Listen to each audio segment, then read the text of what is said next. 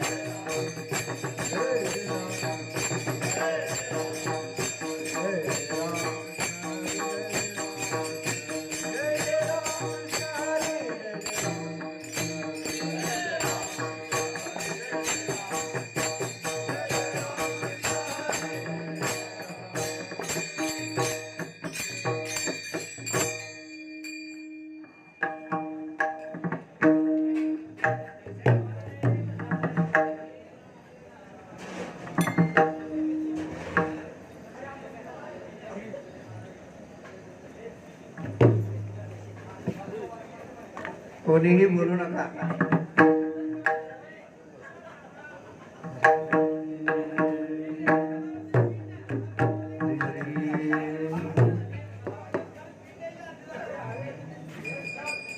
चिंतामणी देवा गणपती से आ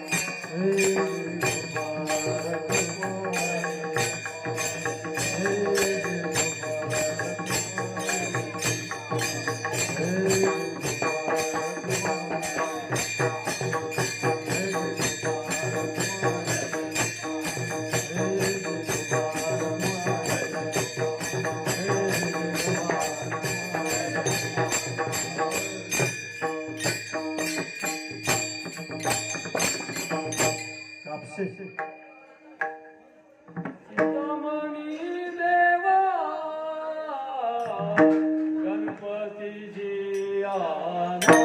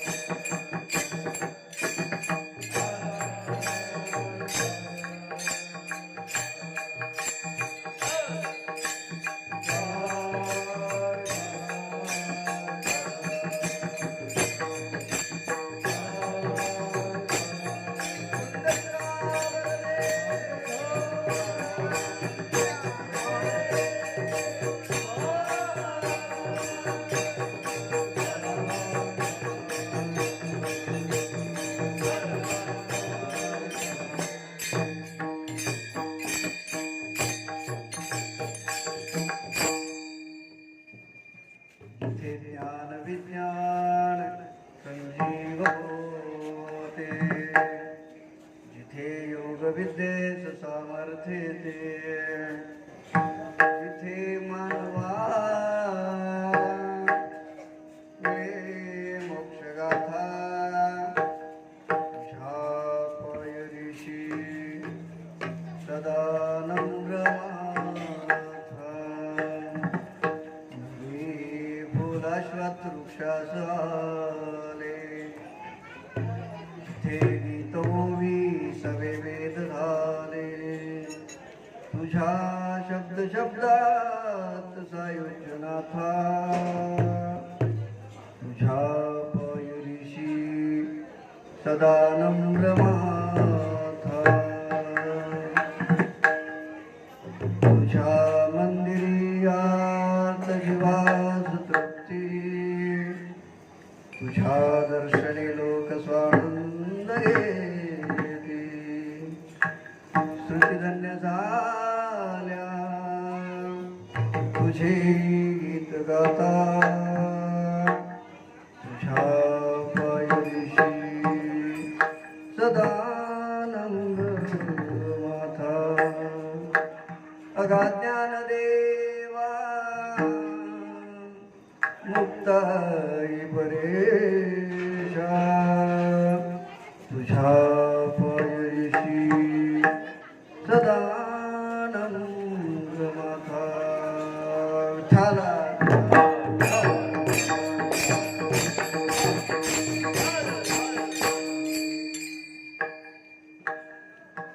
चिंतामणी देवा, चिंतामणी देवा, गणपतीसी आला करवावे भोजना, तुझे पात्री देव म्हणते तुकया, एवढी कैसी थोरी अभिमाना भीतरी नागवलो. वाढ वेळ झाला, वाढ वेळ झाला, शिळे झाले अन्न, तटस्थ ब्राह्मण बैसले ती, देव म्हणते तुकया, एवढी कैसी थोरी अभिमाना भीतरी नागवलो. तुका म्हणे देवा, तुका म्हणे देवा, तुमच्या सुकृते अनेन त्वरित मोरयासी, देव म्हणते तुकया, एवढी कैसी थोरी अभिमाना भीतरी नागवलो. महायोग पीठे तटे भीमरच्या, वरम पुंडरीकाय दातुं मणिरे, समागत्य तिष्ठन्तमानंद कंदम, परब्रह्मलिंगं भजे पांडुरंग, पांडुरंग कर प्रथम नाम.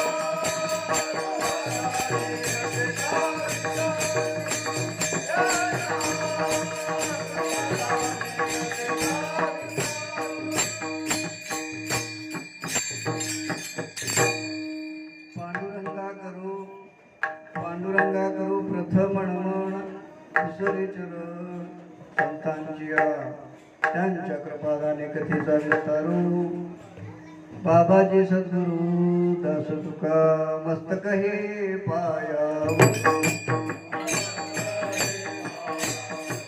मस्तक हे पायावर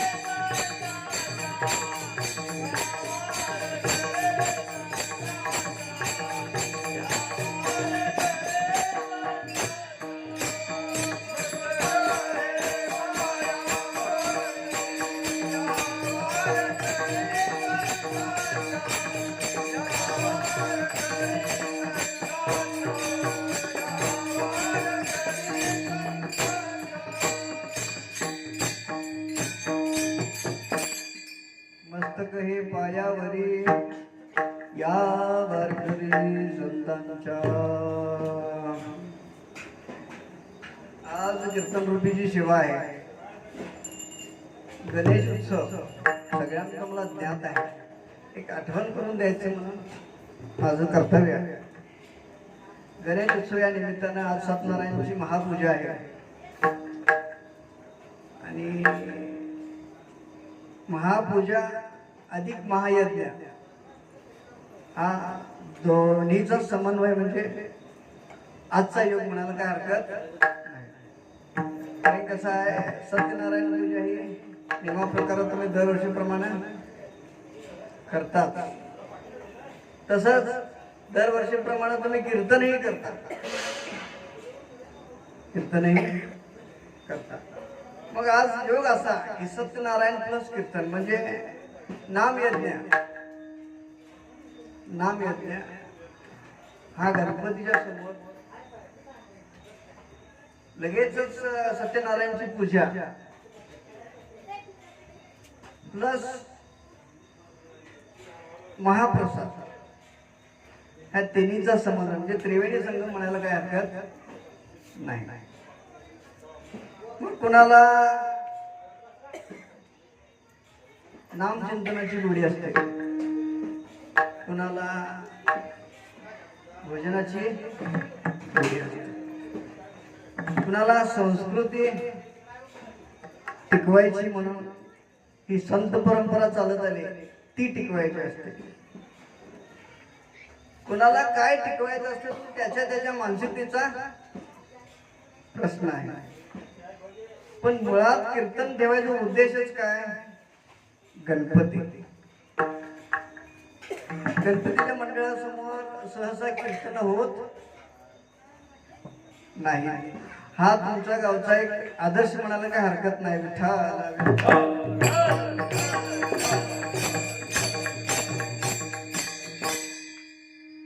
गणपतीच्या समोर कीर्तन हे काही सांप्रदायिक पद्धतीचे जे काही वारकरी आहेत त्यांना ते शक्य आहे, त्यांना तिची गोडी आहे. इतर समाज तुम्ही आम्ही सारखंच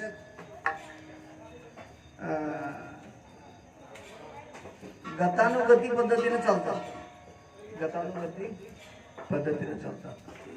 पण तुमचं आमचं सर्वांचंच भाग्य म्हणायला काय हरकत. उजळले भाग्य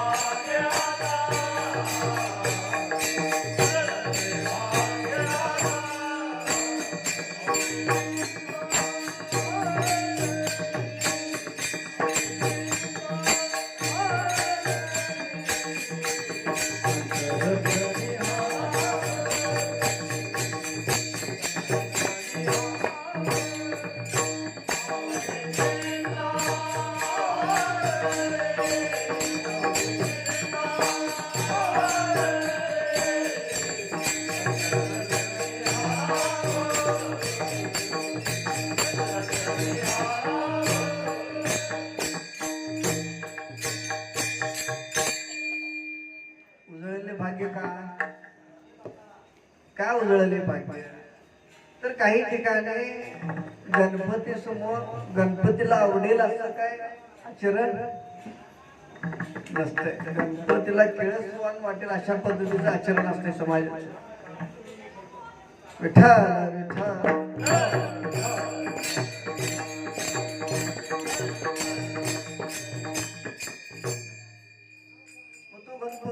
गणपती सर्वसामान्य विठ्ठल विठ्ठल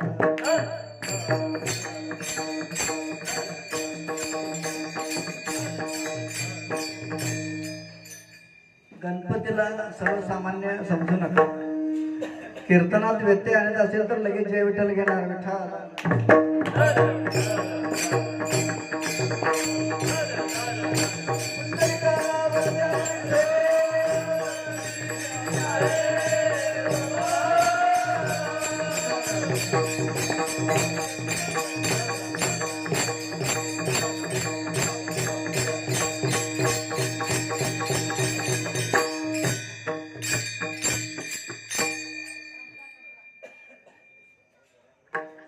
गणपती म्हणजे तुम्हाला एक सामान्य मूर्ती वाटत असेल.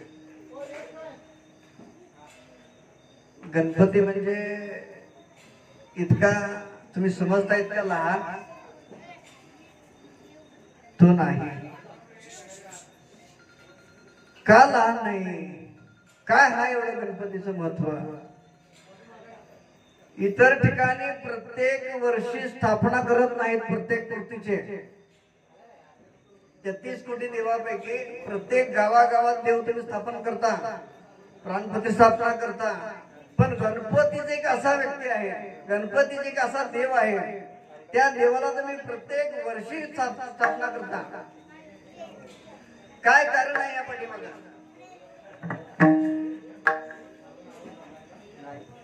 कारण की गणपती म्हणजे उंदरावर बसणारा एक अवाढव्य मूर्ती, एक मोठे उदर, 4 भुजे, शस्त्र, हे असनाधीश आहे. हा गणपती जर तुम्हाला मूर्तीच्या पद्धतीने पाहायला गेला तर ती मूर्तीच आहे.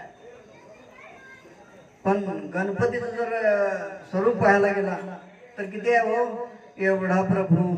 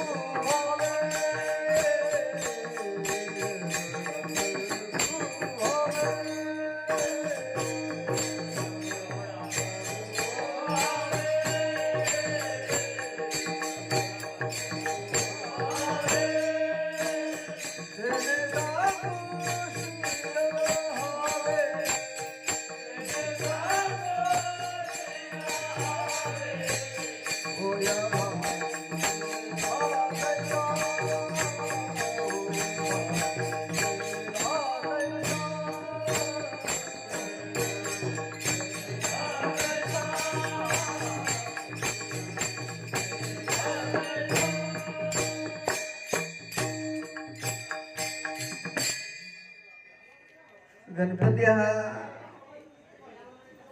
तुम्ही जशी भक्ती कराल तसा गणपती, जशी तुम्ही भावना ठेवाल, ज्या पद्धतीनं देवाच्या विषयी आपल्या मनात भावना होते त्याच पद्धतीने गणपतीचं स्वरूप होतं.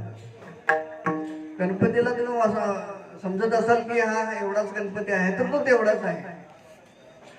कारण की मुंगीच्या डोळ्यामध्ये साधता येईल, मुंगीच्या डोळ्यामध्ये बसता येईल एवढं लहान रूप सुद्धा घेऊ शकतो.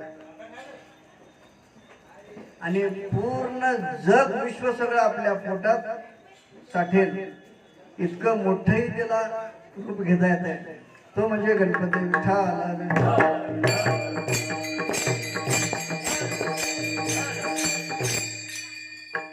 होय भक्ती केला तैसा पूर्वी धरावी ती इच्छा. तुम्ही जे मनात इच्छा धराल, तुम्ही जसं मनात गणपतीविषयी स्वरूप समजाल तशा पद्धतीने गणपती, तशा पद्धतीने गणपती आपल्याला एक लीला करून दाखवतोय. जसं श्रीकृष्णाने गोकुळामध्ये लीला केल्या तशीच लीला गणपतीने केली. गणपतीचं खरं स्वरूप काय आहे? पहिले कुठेच नव्हते काही, चंद्र सूर्य तारा नाही, कानोबा तेरे तेरे ते. पहिला ह्या पृथ्वी तलावर म्हणाला या जगातच मला वाटतंय काही नव्हतं, फक्त जलमय असं होतं. सगळं जलमय होतंय, जलमय होतं. आणि ओंकार नावाचं अक्षर, ओंकार नावाचं जे अक्षर आहे विठ्ठल,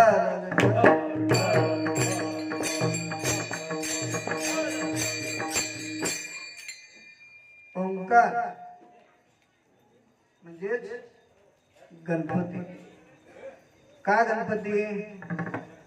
हे तिन्ही देव ज्याच्या उदरात जन्मले तो गणपती.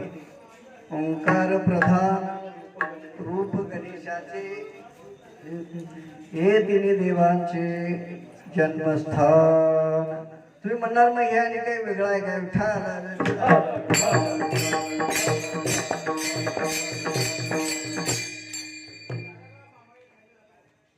तो गणपती, गणपतीचं खरं स्वरूप तर आहे, मूळ ते आहे.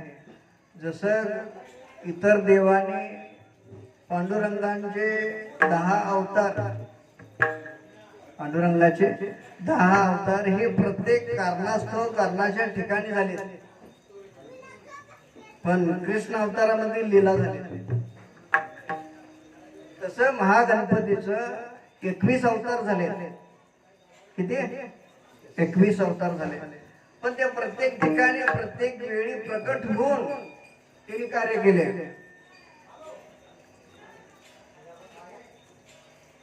प्रत्येक ठिकाणी प्रत्यक्ष ठिकाणी त्यांनी कार्य केले. पण ज्यावेळी या पृथ्वी तलावर तिन्ही देवांचं कार्य चालू झालं, त्या तिन्ही देवांना कार्य सुद्धा देणारे गणपती आहेत. ओंकार प्रधान रूप गणेशाचे. मग त्यांनाही जावं, लीला कराव्या अशी त्यांची मानसिकता झाली. आणि मग ते तसं असताना एक त्रिपुरासुर नावाचा राक्षस, विठ्ठल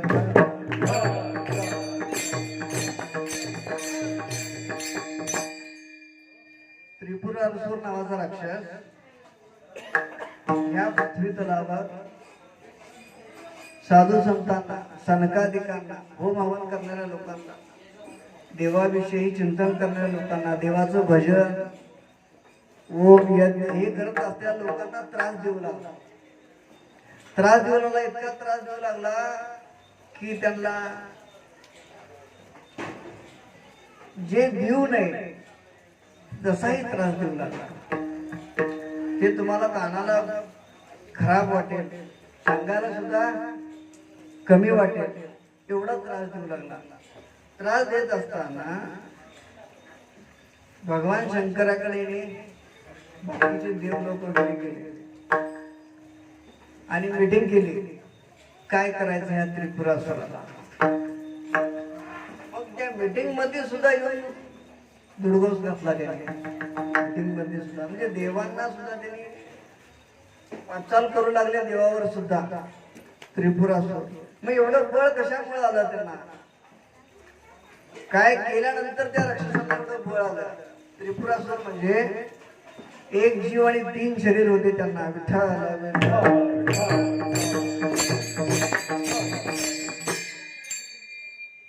3 शरीर. त्यांनी ब्रह्मदेवाची 12 वर्ष एका पायावर उभं राहून ओम ब्रह्माय नमः ओम ब्रह्माय नमः हा जप केले. ओम ब्रह्माय नमः हा 12 वर्ष एका पायावर जप केले. आणि त्यांना तो वरदान दिला. काय वरदान दिलं, मला ह्या पृथ्वी तलावर मरणच येऊ नये असं हे मागत होते. त्यांनी सांगितले तसं देता येत नाही. काहीतरी या पृथ्वी तलावर आम्ही तुम्ही जाणार आहे, तुम्हाला जाणं गरजेचं आहे असं काहीतरी मागा की तुम्हाला मरणच येऊ नये. मग त्यांनी काय म्हणले त्याला प्रत्युत्तर म्हणून तुम्ही भक्ती केलाय 12 वर्ष तपश्चर्या केलाय म्हटल्यानंतर देणं गरजेचं आहे, द्यायलाच पाहिजे. पण दिलं तर ह्या पृथ्वीचा सुद्धा नाश होणार. त्याच्यामुळे त्यांनी काय केलं, जोपर्यंत तुम्ही तिघही एकत्र येत नाही, शरीर 3 विचार 1, जोपर्यंत एके ठिकाणी तुम्ही तिघ येत नाही तोपर्यंत तुमचा मृत्यू होत नाही. अशा पद्धतीने वरदान देऊन त्यांना तपासतो म्हटले. विठ्ठल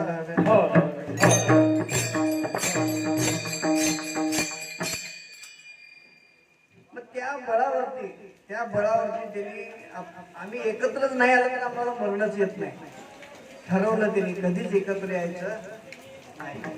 आणि मग काय म्हणाले तसं माणसाला मर्यादेपेक्षा जास्त पैसा असू देत किंवा अन्न असू देत किंवा ज्ञान असू देत काही असू देत, मर्यादेपेक्षा जास्त मिळालं की त्या माणसाला ते सांभाळायला येत नाही. त्या पद्धतीनं तो अज्ञान पद्धतीनं वागत असतो.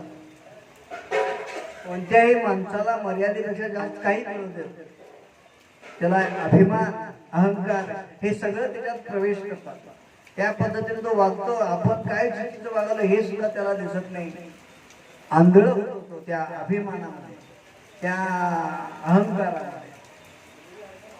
आणि त्यांनी ठरवलं आता देवादिकांना त्रास द्यायला ठरवलं.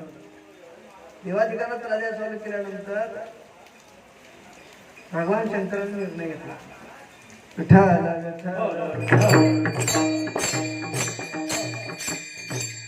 भगवान शंकरांनी निर्णय घेतला आता यांचा एक ना एक दिवस छडा लावायला पाहिजे, नाहीतर सर्वसामान्य साधू लोकांना वगैरे त्रास होणार.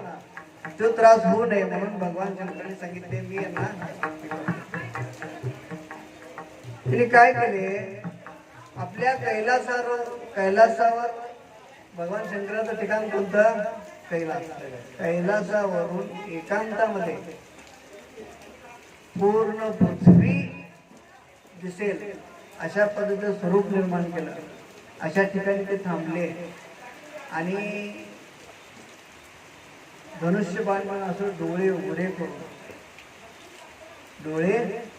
करून धनुष्याला असं बाण लावून तटस्थ राहिले. विठ्ठल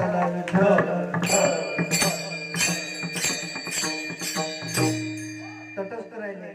याचं कारण काय हो तटस्थ राहायचं, ते कधी एकत्र येतील सांगता येत नाही. 1 मिनिट एकत्र येऊन परत बाजूला झाले तर त्यांचं मरण अजून पुढे गेलं. पण त्याच्यापेक्षा आम्ही कायमच बाण लावून राहायचे. असं बरेच वर्ष राहिले. बरेच वर्ष राहिल्यानंतर पार्वतीला काय वाटू लागले, पार्वती म्हणाली आता सगळे जे गण आहेत ते शिवगण आहेत. सगळे जे गण आहेत ते शिवगण आहेत. आणि शिव तर आता इथं नाही, शिव तर इथं नाही. आपला एखादा गण असावा आपलं ऐकणार एखादं असावं. म्हणून त्यांनी काय केले, एक मनात संकल्प केला. जसं तुम्ही सर्वांनी दिवाळीला उठणं लावता अशा पद्धतीने तिने अंगाला उठणं लावून स्नाना गेली आणि त्या मळीपासून एक मूर्ती तयार केली आणि त्या मूर्तीमध्ये प्राण प्रतिष्ठापना केली आणि स्मरण केलं गणपतीचं. आणि गणपती निर्माण त्या लीलेसाठी झाला, नाहीतर गणपती हा जगाच्या आरंभापासून आहे.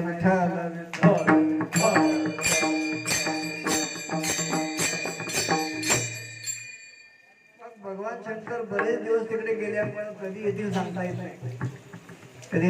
येत नाही. आणि थोडंफार नाही कथाभाग तुम्हाला ज्ञात आहे, थोडक्यात सांगितलं तर तुमच्या लक्षात येईल.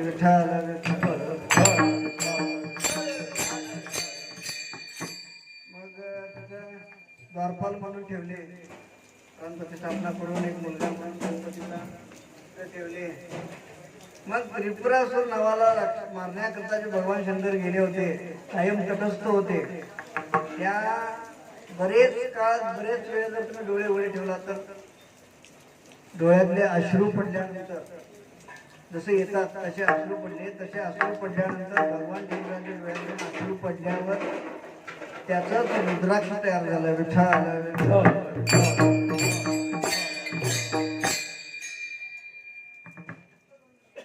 मग याला कधी येतील सांगता येत नाही म्हणाले. आणि गणपतीची निर्मिती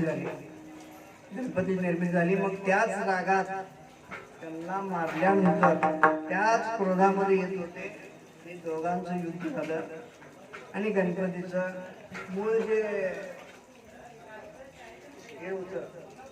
जे वरचं शिर होतं ते उडवलं भगवान शंकराने. आणि मग नंतर बाकीचे सगळे देव परत प्राणप्रतिष्ठापना केली. गजासूर नावाचा राक्षसाच्या त्याचं शिरछेद करून त्याची स्थापना केली. हे सगळं तुम्हाला ज्ञात आहे. केल्यानंतर तिथं बुद्धी देवता म्हणून परीक्षा घ्यायची ठरवलंय. सगळं कार्य मग तुम्हाला ज्ञात आहे, फक्त धावतं सांगत जातो कारण की टायमिंग दिले 8:15.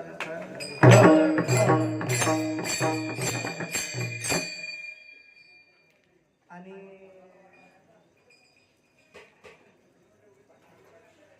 ठरवलं परीक्षा घ्यायची, ठरवलं. मग काय करायचं, बुद्धीचा देवता असल्यामुळं कुणाला प्रथम स्थान द्यायचं हे सगळं गृहीत धरलं. आणि मग प्रत्येकाने मीटिंग आपापल्या घरी गेली. मग कार्तिक गणपतीचे बंधू कार्तिक या दोघांमध्ये भगवान शंकरांनी शर्यत लावली.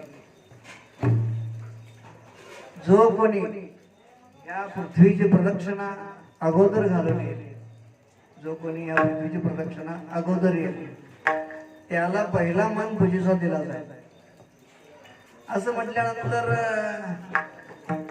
दोघही शर्यतीला तयार झाले.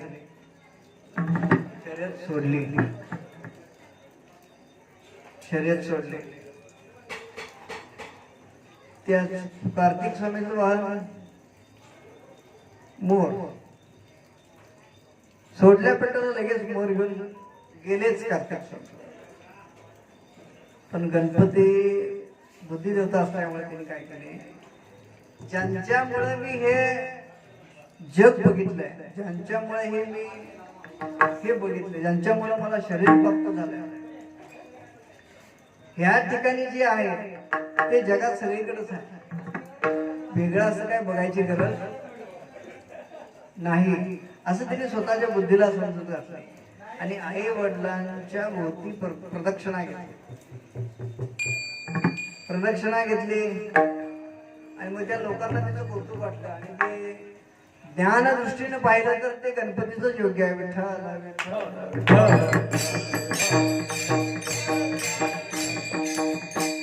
कारण की पाहण्याचे भरपूर प्रकार आहेत.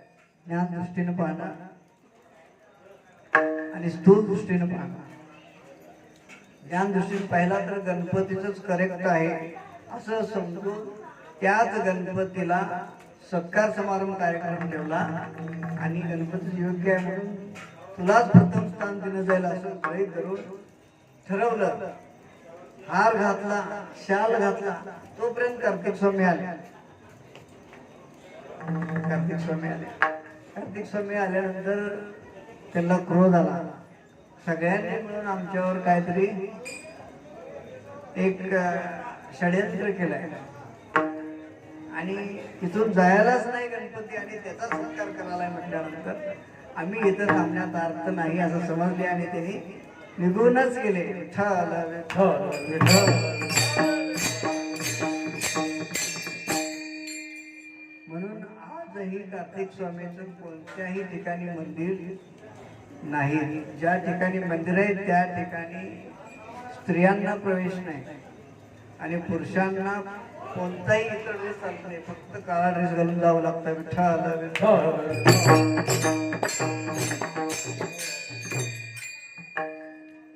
मग असे असणारे गणपती, प्रथम स्थान मिळालेले गणपती, त्याची आम्ही पूजा करतोय, त्याचं आम्ही चिंतन करतोय, त्याचं आम्ही दरवर्षी पूजा करतोय. का पूजा करतोय? सुख करता सुखही करणारा तोच आहे, दुःख करता दुःखाचं निवारण करणारे तोच आहे. मग इतर देव नाहीत का? इतर देव आहेत, इतर देव आहेत, पण इतर देवांना एक लोभ असतो. कोणता लोभ असतो? हा फक्त भावनेनं मलाच पुजावा. विठ्ठल विठ्ठल विठ्ठल. पण गणपतीपाशी तसं नाही. तुम्ही कुणालाही पूजा, त्याच्याशी काय आपल्याला घेणं देणं नाही. फक्त गणपतीला प्रसन्नता काय वाटणार? थोर प्रेमाचा भूकेला,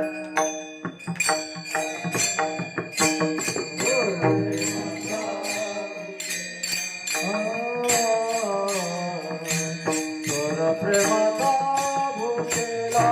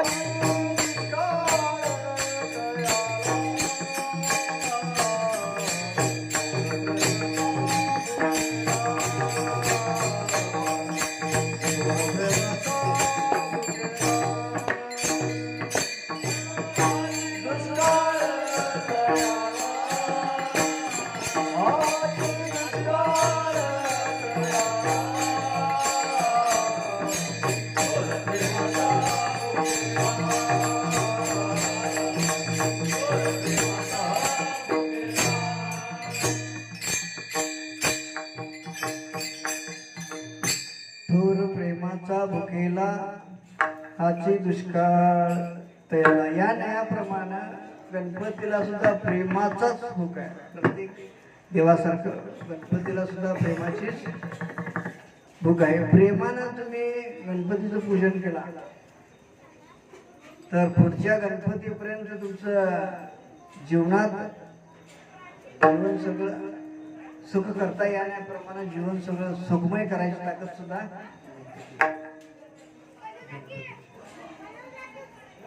तो गणपती आपण स्थापन केला आहे. भक्तिभावानं पूजा अर्चा करतोय, नियमा प्रकार करतोय. तसं तुम्ही आम्ही प्रेमानं करायचं आणि ह्या जीवनात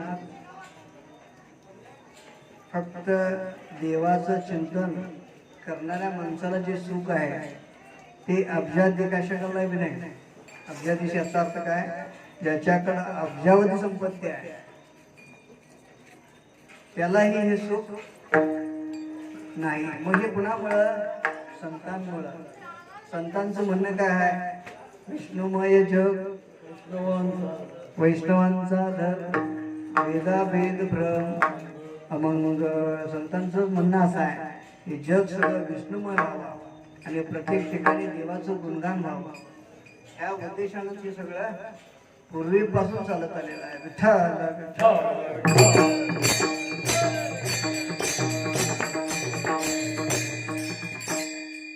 पूर्वीपासून चालत आलाय म्हणून तुम्ही आम्ही ते करतोय.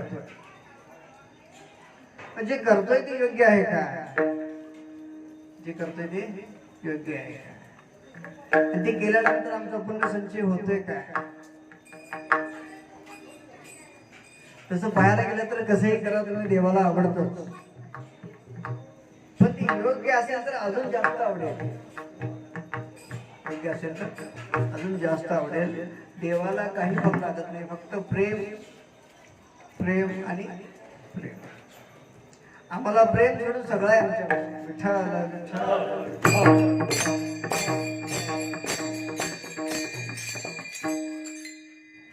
प्रेम सोडून आपल्यापाशी सगळं आहे. मग असं करत करत करत करत ही परंपरा तुकोबारायपर्यंत आली. आणि तुकोबारायांच्या कालामध्ये चिंतामणी नावाचा जो भक्त आहे, त्या अभंगामध्ये पहिल्या चरणात सांगतात, चिंतामणी देवा गणपतीसी आना, करवावे भोजन तुझे पात्री. मग या अभंगाच्या पहिल्या चरणात सांगतात ते चिंतामणी म्हणजे गणपतीचंही नाव तेच आहे आणि त्या भक्ताचं नाव सुद्धा चिंतामणी आहे. पण तो भक्ती करून त्यांच्या त्या भागात लौकिक झालेला, त्याचं नाव चिंतामणी जर असलं तरी सगळे पूर्ण भाग त्यांना चिंतामणी म्हणत नव्हते, देव म्हणत होते. देव विठ्ठल विठ्ठल.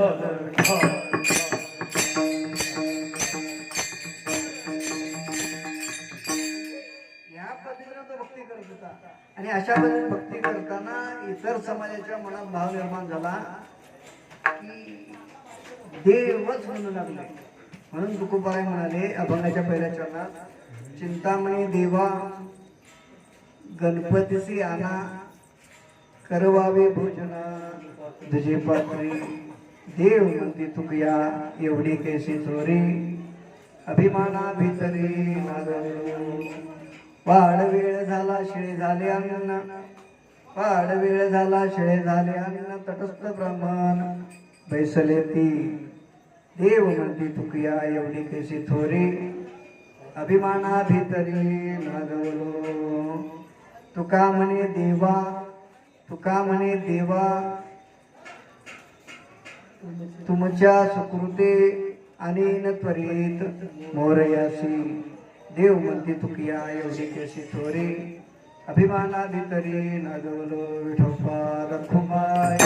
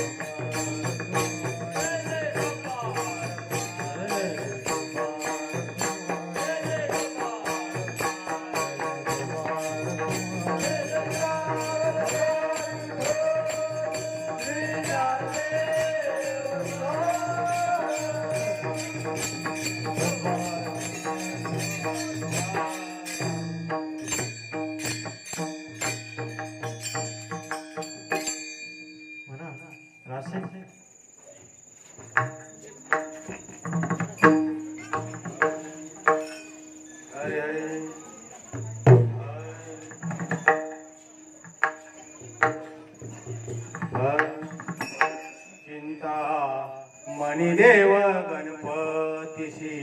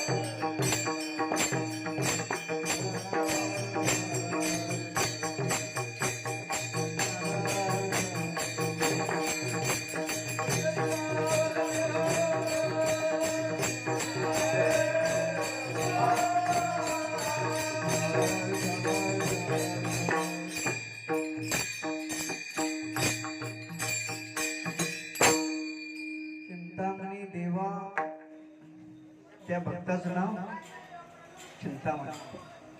पण समाज काय म्हणायचा? देव. तुकोबारा या अभंगामधल्या पहिल्याच अवचरणात सांगितले, चिंतामणी देवा गणपतीशी आणा. म्हणजे चिंचवडला राहायचे ते. राहायला कुठं? चिंचवडला. आणि तुकोबारा कुठे राहायचे? देहूला. फार अंतर आहे दोन्ही गावामध्ये. दोन्ही गावामध्ये फार अंतर आहे. आता जसं मोबाईल, पत्र जी साधनं आहे तसं पूर्वी काय नव्हतं. लौकिक फक्त एकमेकाच्या सांगण्यावरून समजत होतं की माणूस काय भक्तिवान आहे, माणूस काय लेवलचा आहे, हा माणूस कसा आहे, तो माणूस कसा आहे, हे एकमेकाला भेटून एकमेकाला समजायचं. पण कोणतीही साधन नसताना त्यावेळी लौकिक झालेले तो उपर आहे. त्यांच्या लक्षात आला, त्यांच्या कानापर्यंत हा विषय आला. आणि मग त्यांनी निरोप द्यायचं ठरवलं. त्यांचा नियम कसा होता? दररोज गणपतीची पूजा जसं भगवान शिवाची पूजा तासनतास केली जाते. भगवान शिवाची पूजा ही कमीत कमी तासाच्या पुढंच, 50 मिनिटाच्या पुढंच सेवा पूजा असते. तशा पद्धतीने गणपतीची पूजा करू लागले. पूजा करताना ते फार लोकांना आवडायचं. तास पूजा, तास प्रत्येक फुलाला प्रत्येक वेळा नाव. असं मूर्ती दिसू नये एवढी फुलं व्हायची, एवढी फुलं व्हायची. जसं सत्यनारायणला बरशी श्लोक म्हणताना, सत्यनारायण पूजेचं वाचन करत असताना प्रत्येक वेळा तुम्ही फुलं वाहता, तशा पद्धतीनं गणपतीची पूजा करताना प्रत्येक नावाला तिने काय म्हणायचे? ओम गणपतये नमः. ह्या पद्धतीनं तासनतास दररोज करायची पूजा. आणि मग त्या पूजेच्या माध्यमातून जे लौकिक फार होते. समाज समोर जे दिसतंय त्याच्यावर विश्वास ठेवतोय आणि ठेवायला काय हरकत नाही, त्या पद्धतीने त्यांची पूजाही असते. पण त्याच्याही पुढे गेलेले तुकोबर आहे. भक्तीच्या कळस म्हणतोय आम्ही, तुकोबर आहे ना, कळस म्हणतोय. एवढ्या लांब भक्ती केलेली तुकोबर आहे. पण त्यांना मनात एक प्रकारचं ते काय म्हणतात की मत्सर निर्माण झाला. विठ्ठल विठ्ठल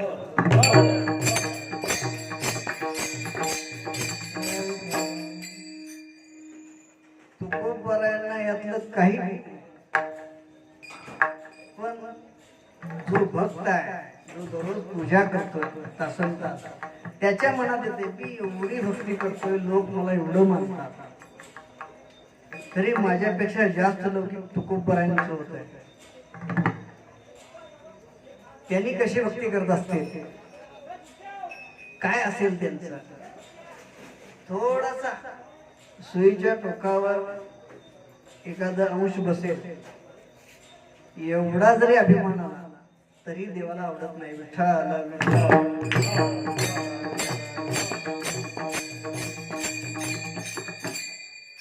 पण तो अभिमान करण्याकरता सुद्धा ज्ञान लागतंय. विठ्ठल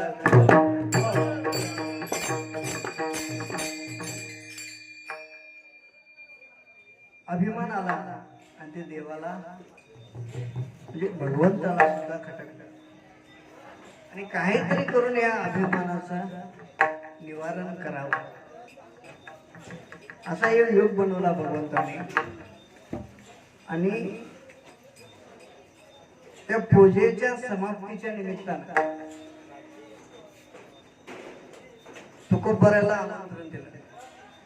त्या समाप्तीला महाप्रसाद, जसं आता तुम्ही गणपतीसमोर महाप्रसाद केलाय, जसं पूजा केलाय, जसं तुम्ही नामयज्ञ करताय, तशाच पद्धतीने त्यांनी जनसोडला कार्यक्रम ठेवलेला. त्याच कार्यक्रमामध्ये तुकोबरायांना आमंत्रण होतं. त्या आमंत्रणामध्ये मग त्यांच्यापेक्षा काय लहान मोठं, मी फार मोठी भक्ती करतोय, मी फार लौकिक, असं काही नाही.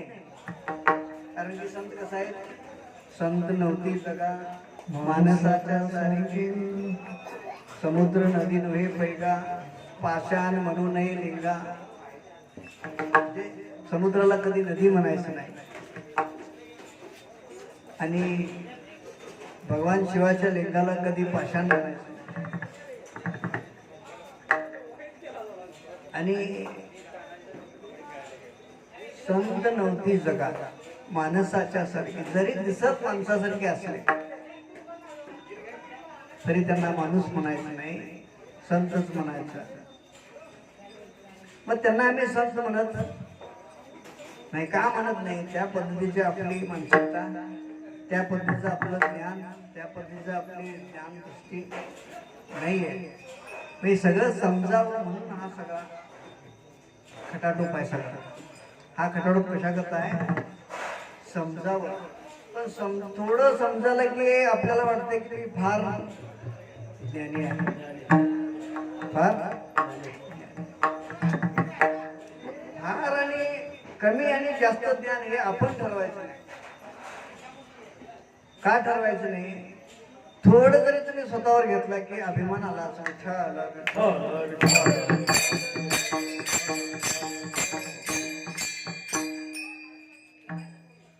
कसाच अभिमान त्या देवा भक्ताला आल्यामुळे तुकोबरायांच्या मार्फत त्यांचा अभिमान नाश करण्याकरता गणपतीनेच एक लीला केली. तुकोबरायांना आमंत्रण दिलं, तुकोबराय आले. पण एक चूक झाली त्या पूजेमध्ये. काय चूक झाली? हजारो फुलं तिने वाहत होते, हजारो नाम जप चालू होता, हजारो. आणि त्यांना लागती जी फुलं लागतात पांढरी अशी शुभ्र, आता जी फुलं आपण वाहतोय ही त्यावेळी अशी फुलं नव्हती. त्यावेळी अशी फुलं, त्यावेळी फुलांचं एक निर्मिती वेगळीच होती. त्यावेळी मग ती फुलं पाहत असताना विठ्ठल विठ्ठल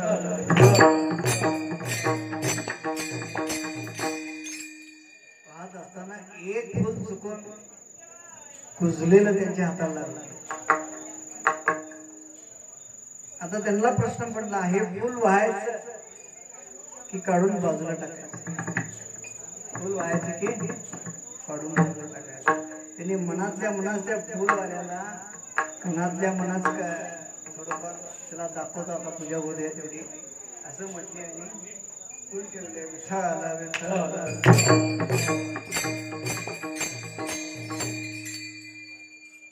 तेवढ्यात सगळं हे पूजा झाली, काय सगळं त्यांचा नियम झाला आणि त्या नियमामध्ये हे सगळं करत असताना पंक्ती बसल्या, सगळं करत असताना पंक्ती बसल्या, सगळं झालं. तुकोबाराय आल्याशिवाय कुणालाही जेवण नाही असं त्यांनी ठरवलं आणि थांबवलेच आणि प्रत्येकाला ओम गणपती नको म्हणायला सुरू केलं.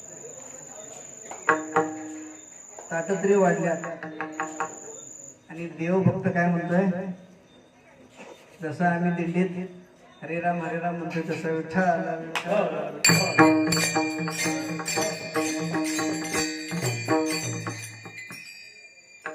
ओम गणपती सगळ्यांना म्हणायला लागला. पानं तरी लावल्या. सगळे जे समाज आहेत त्यांच्याकडे लक्ष काय, कधी एकदा जेवण पोटात, कधी एकदा आम्ही जेवण. पण तसा त्यांनी दंडकच लावला ना, खूप बरा येऊन बसल्याशिवाय जेवण कुणालाही नाही. एवढ्यात म्हणता म्हणजे तुकोबाराय भेटलेच. तुकोबाराय तर आले, त्याच्याबद्दल काय विषय नाही, पण समाजामध्ये भरपूर लोक असल्यामुळे तुकोबारायांनी मोठा आहे म्हणून लगेच पुढे स्टेजवर गेले नाही. तुमच्या आमच्यासारख्या विठ्ठल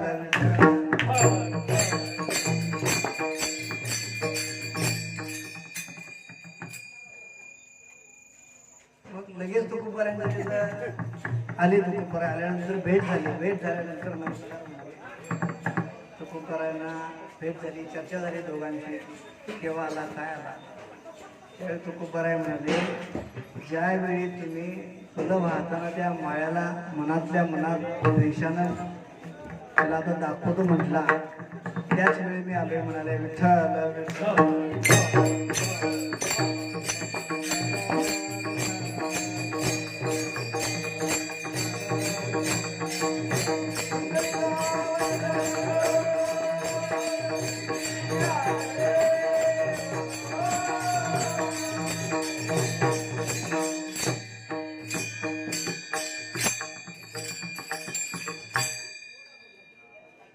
आणि त्यावेळी आले म्हटल्यानंतर त्यांच्या मनात त्यांनी जीवच चावली आपली.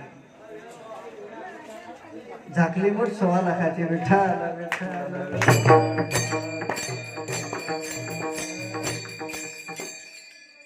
त्यांनी समजून घेतलं काय आहे माझी भक्ती, माझं अंतर काय आहे, आणि सांगितले. तिने लोटांगणच घातलं. चूक झाली म्हणाले, लोटांगण घातलं. जेवायला पंक्ती बसल्या, जेवायला पानं तर वाढलीच होती. लगेच म्हणाले, वाढ वेळ झाला, शेळी झाली अन्न, तटस्थ ब्राह्मण बैसले ती, देव म्हणते तुकिया एवढी केसी थोरी, अभिमाना भीतरी नागवलो ज्ञानेश्वर माऊली.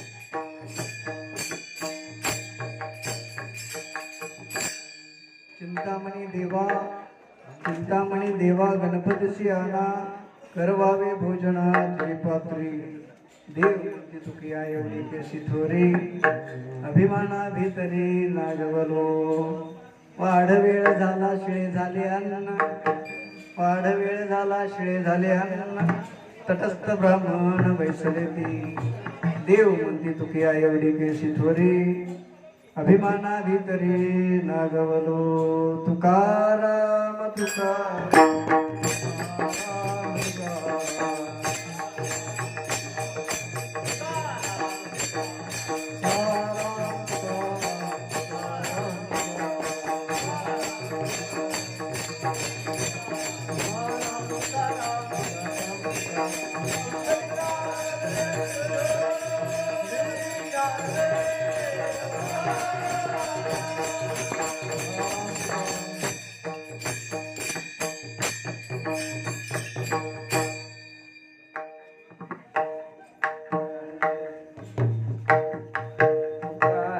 म्हणे देवा तुमच्या सुकृते तुका म्हणे देवा तुमच्या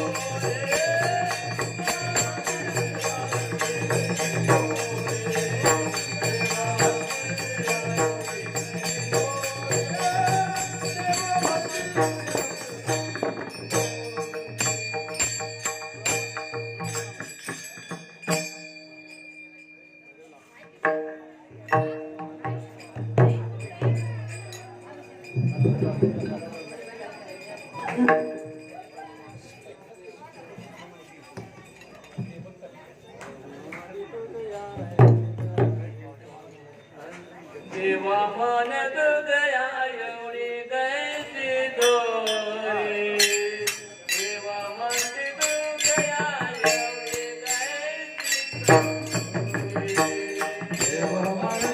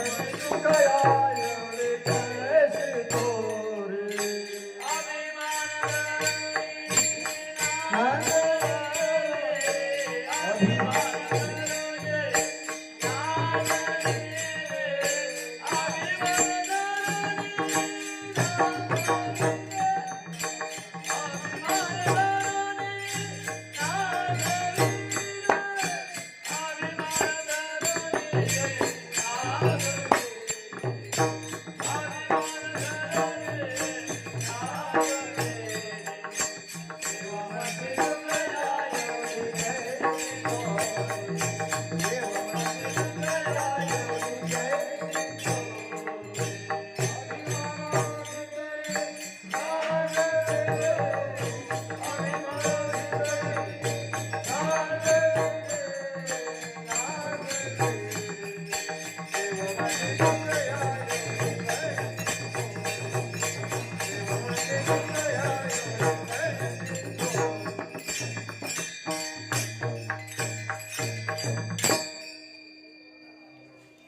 चिंतामणी देवा गणपतीचे आना करवावे भोजना तुझे पात्रे देव म्हणते तुकया एवढी कैसी तोरी अभिमाना भीतरी नागवरो वाढ वेळ झाला शिळे झाले अन्न